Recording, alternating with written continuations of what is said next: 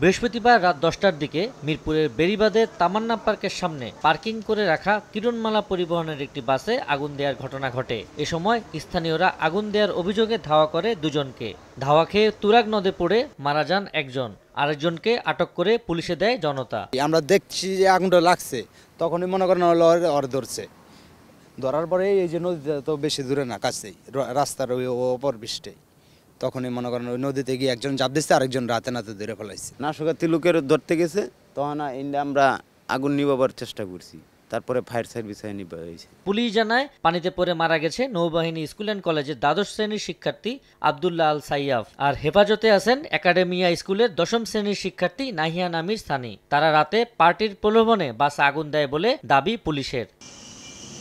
পরে শহীদ সোহরাওয়ার্দী মেডিকেলে নেওয়া হয় নিহত আব্দুল্লাহ আল সাইয়াফের মরদেহ। এদিকে বাসে আগুন দেওয়ার ঘটনায় শাহআলী থানায় মামলা করেছে কিরণমালা পরিবহন কর্তৃপক্ষ। আমরা খাইতে গেছি, খাওয়ার আসার তখনকার শুনছি যে আগুন জ্বলতেছে। যখন আমি আমার গাড়ির কাছে আসি তখন দেখি যে আমার গাড়ি পুরো শেষ। আমার কাগজ আছিল, লাইসেন্স আছিল, সব শেষ। আমার ইঞ্জিন সহ পুড়ে গেছে। এটা ক্ষতির পরিমাণ এখন মনে করেন যে ম্যাক্সিমাম মনে করেন 8 থেকে 10 লাখ টাকার। আমরা যেটা প্রচলিত নিয়ম আছে সেই নিয়ম অনুযায়ী আমরা যেটা মামলা করা দরকার সেটা করেছি আর কি। কার্যক্রম নিষিদ্ধ আওয়ামী লীগের লকডাউনের ঘোষণার মধ্যে এর আগেও ঢাকা সহ দেশের বিভিন্ন জায়গায় বাসে আগুন দেওয়ার ঘটনা ঘটেছে। আবু সাইদ নিশান, সময় সংবাদ, ঢাকা।